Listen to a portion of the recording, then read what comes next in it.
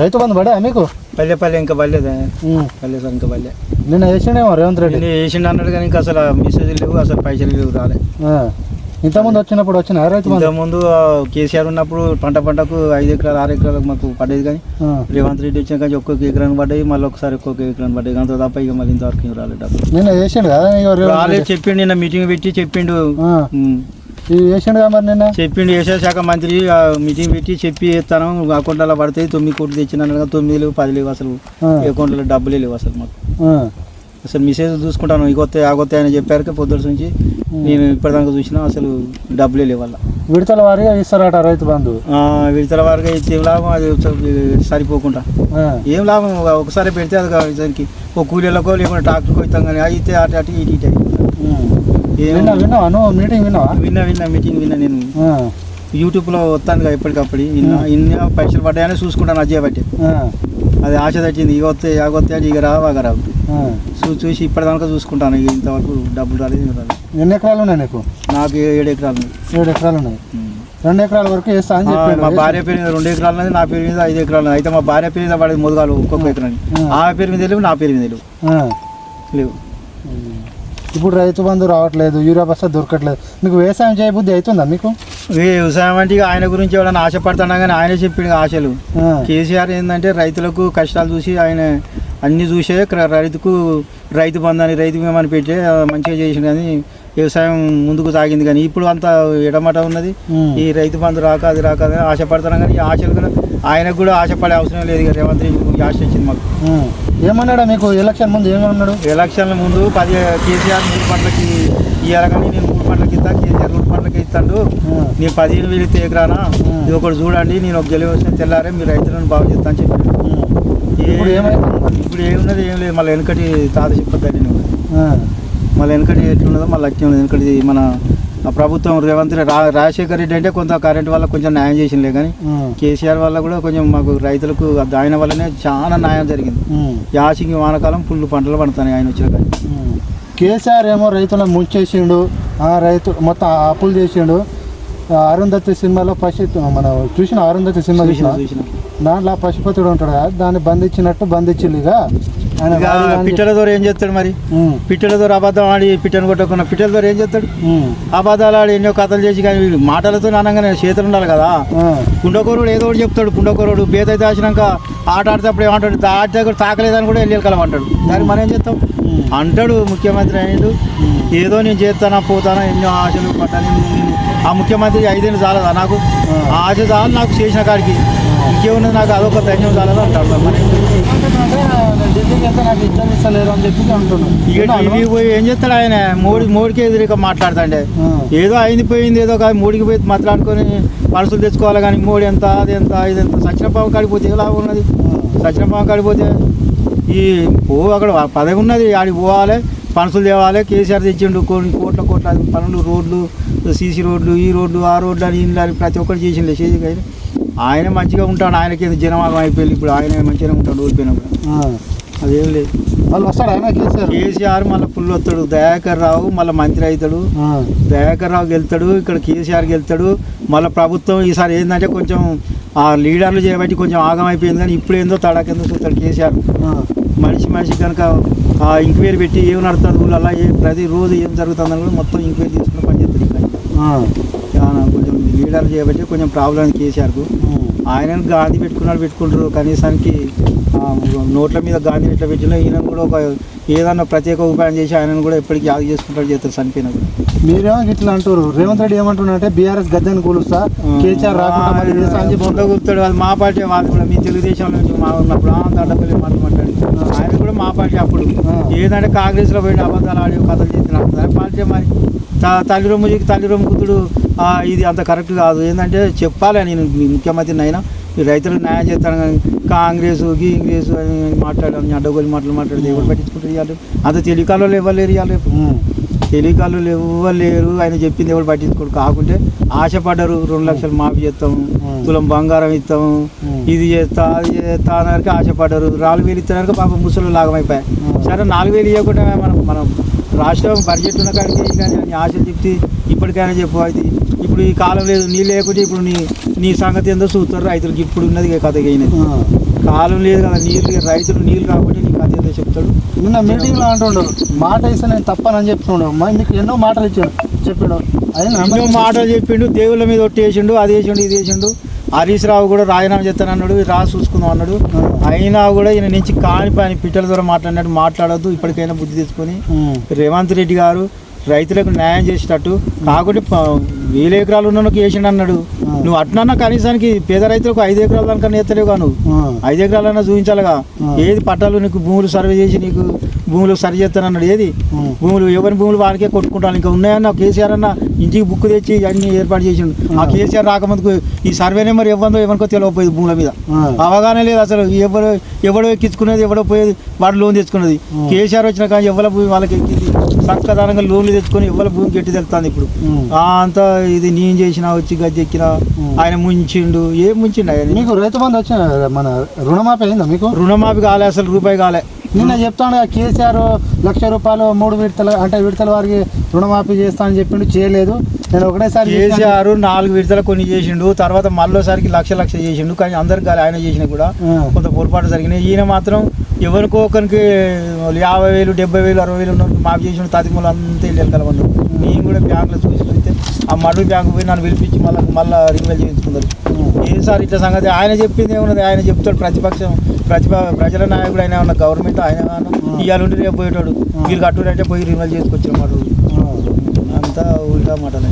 ఇప్పుడు మీకు వ్యవసాయానికి రైతు బంధు వస్తలేదు, యూరియా బస్సు దొరకట్లేదు, ధాన్యం కొంటలేరు, వ్యవసాయం చేయబుద్ధి అవుతుందా మీకు? వ్యవసాయం ఎక్కడిది? బోనస్ అని ఇచ్చిండు, బత్తాల మీద దింగిండు. ఇప్పుడు మందు బత్తాల మీద దింగిండా? 1,800 20,000 చేశారు, 2,500 చేశారు. ఇక బోనస్ ఎక్కడ ఆ పైసలే వాళ్ళకి, బోనస్ వాళ్ళకే గుచ్చుకపోయా. మీకు చేసింది ఏమన్నది? ఇక వాళ్ళకే గుచ్చుకపోయా. చేసిందంటే ఇక ఆయన గురించి చేస్తాను, మా పిల్లల గురించి మా భవిష్యత్తు గురించి వ్యవసాయం చేసుకుని తప్పదు కదా. ఇప్పుడు నౌకరు ఉన్నారు, నౌకరు చేసుకుంటుంటారు. మేము నా చదువుకున్న వాళ్ళం చేయని తప్పదు. ఇప్పుడు పుట్టకెళ్ళదు మాకు. ఏదో ఒకటి ఇక మిగిలకున్నా వ్యవసాయం చేయని తప్పది. వ్యవసాయం చేయండి ఆయన అన్నంత మాత్రమే చేసుకుంటూ పోతాంలే. ఆయన రైతు బంధు చేయాలని మేము అంత ఉపాసం ఉండకుండా ఏం బతుకు.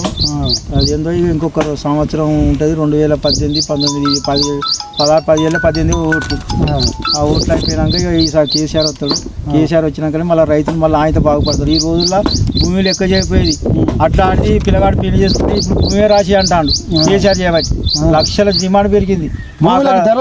ధరలు అప్పుడు 4 లక్షలు ఉండే వారికి కేసీఆర్ లేక ముందుకు. ఇప్పుడు కేసీఆర్ వచ్చినందుకు 40 లక్షలు. ఇప్పుడు ఈ భూమి ఎకరాన 40 లక్షలు, రోడ్డుకునేది లోపడుకునేది 30 లక్షలు. ఆయన దయ వల్లనే ప్రతి ఒక్కటి పెరిగింది. ఇప్పుడు భూముల రేటు ఏం తగ్గలే కానీ ప్లాట్ల రేటు తగ్గిపోయినాయి హైదరాబాద్లో. ఎందుకంటే హైడ్రా పెట్టింది కదా, హైడ్రా వల్ల మంచోని కూడా విలువ లేకుండా అయిపోయింది. మంచోడు అమ్ముకొని పెళ్లి చేసుకుందాం కూడా విలువ లేకుండా అయిపోయింది ప్లాటు. ఇది దొంగదో లంగదో ప్లాట్లు. అప్పుడు రిజిస్ట్రేషన్ ఉన్నాయి, అట్లా చేసినంటే లంగదో దొంగదో ఎందుకు ఈ కంప, మేము అసలు ఎందుకు మాకు అవసరం లేదని అక్కడ ఉన్నోళ్ళు కొనకుండా అయిపోయింది. లేనోడు బిడ్డ పెళ్లి చేయాలంటే ఆగమైపోయాడు. అంత పరిస్థితి ఆగమైంది. మంచిగా కేసీఆర్ ఉన్నప్పుడు ఏమో రైతు వ్యవసాయం మంచిగా చేసుకున్నారు, పథకాలు కూడా మంచిగా అందినాయి అని చెప్తున్నారు. అందుడు ఎక్కడ ఒక మనిషి చనిపోతే 5 లక్షలు ఎమ్మటే పడ్డాయి. ఎమ్మటే రైతు బీమా పెట్టిండు. ఆ వారికి కాంగ్రెస్ ప్రభుత్వం ఉన్నప్పుడు ఏది లేదు తిరిగితే 20,000 30,000 ఇస్తానంటే అది ఆ లీడర్లు కట్టి సరిపోయేది, 10 రాకపోతే పడకదు. పాపం ఒక రైతు కష్టం వచ్చి చచ్చిపోతే 5 లక్షలు ఎమ్మటే పడతాయి.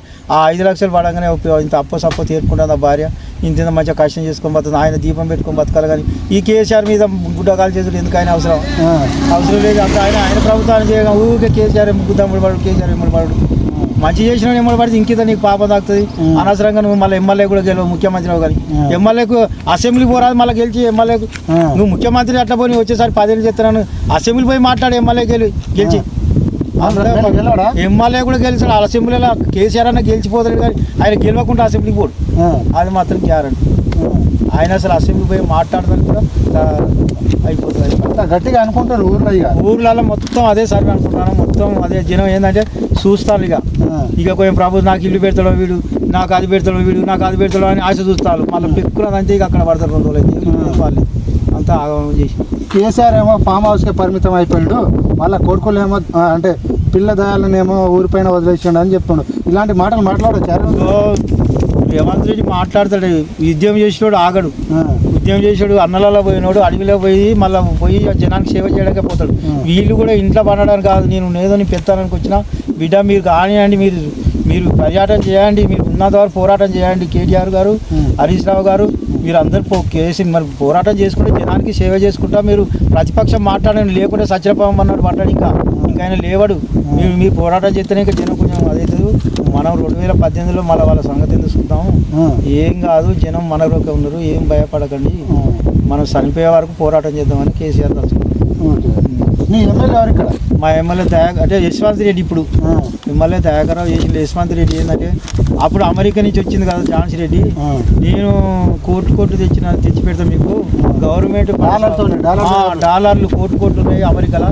నేను అక్కడ తెచ్చిన డబ్బంతా ఇక్కడ మీ జనానికి పెడతా, నాకు ప్రభుత్వం సొమ్ము అవసరం లేదు, మీరు ఏదో ఒకసారి నాకు ఓటేయండి, నాకు కూడా చూపించామండి, దాని సంగతి ఏందో నేను చూపిస్తాను. మీ తెలంగాణ ప్రభుత్వంలో ఒక పాలకుర్తి దయాకర్రావు పులి ఉన్నాడు కదా, ఆయన రోడ్డు కొట్టుకున్నాక నా సంగతి ఉన్నాడు.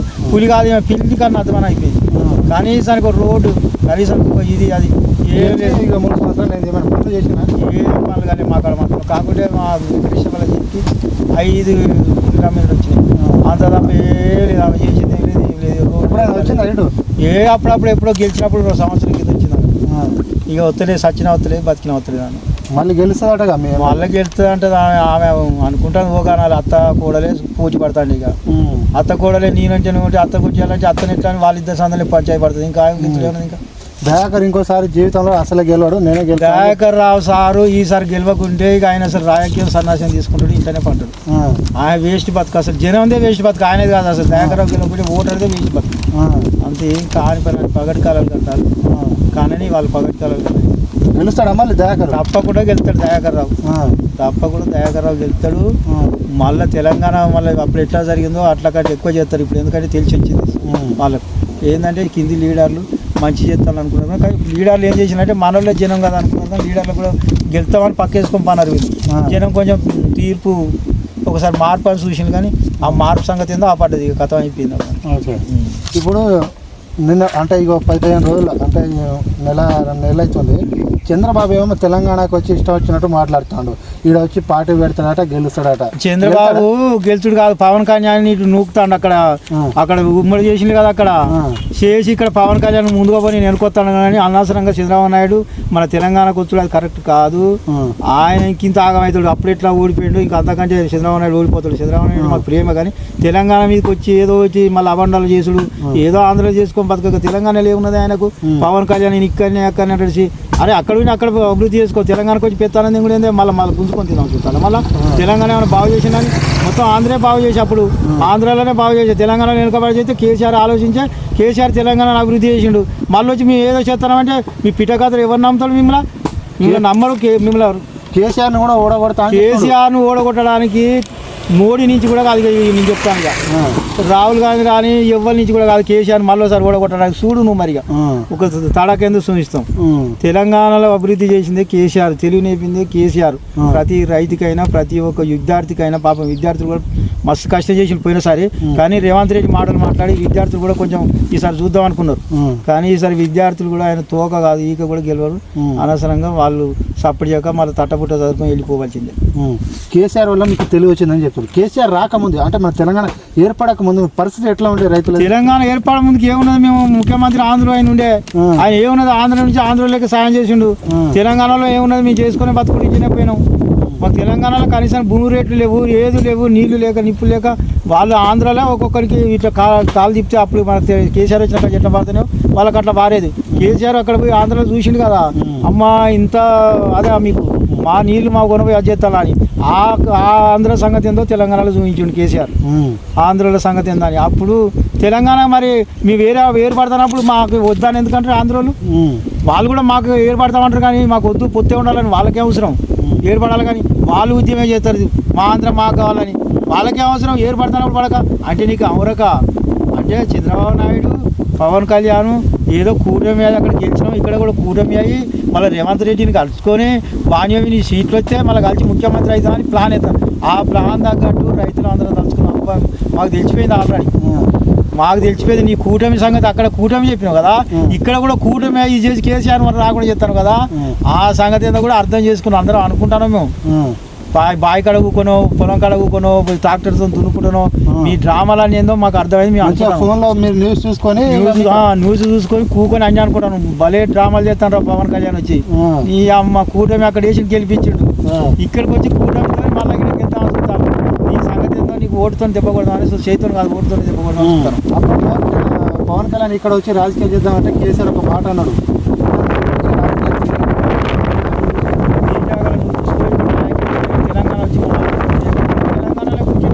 తెలంగాణ పుడితే తెలంగాణకు పని చేయి. నువ్వు ఆంధ్రలో ఉండి ఆంధ్రలో పని చేసి తెలంగాణకు వచ్చి ఏదో అబద్ధాలని మళ్ళీ ఇక్కడ ఏదో కథలు చేస్తున్నాయి ఎవరు నమ్ముతుంది. అయినా కేసీఆర్ తెలుగు నేర్పిండు అంత రైతులకు జనానికి నేర్పిండు. అంత పింఛన్లు ఏం కాదు, వాళ్ళ పింఛన్లు ఏం లేదు. కానీ ఏంటంటే వాళ్ళు అనుకుంటారు రైతులు పింఛన్లు ఏడు పడితే పోదురు అనుకుంటారు. కానీ అంతా తిరుగు మాది. ఇప్పుడు కేసీఆర్ గెలుస్తాడు మళ్ళీ అదే మళ్ళీ కెనాలు వస్తాయి. కాళేశ్వరం ఈ రోజుల్లో కాలువ లేకుంటే మోటార్లతో నీళ్ళు ఆన్ చేసి ఇవన్నీ క్లియర్ చేసి, కానీ వీళ్ళకి ఏం తెలుస్తలేదు. ఇంకా 5 సంవత్సరాలు అయితే తెలుస్తుంది. దానికి ఎంత పని అయితే ఇట్లా చేయాలి గంట చేయాలి అట్లా తప్ప మనకి రాదు.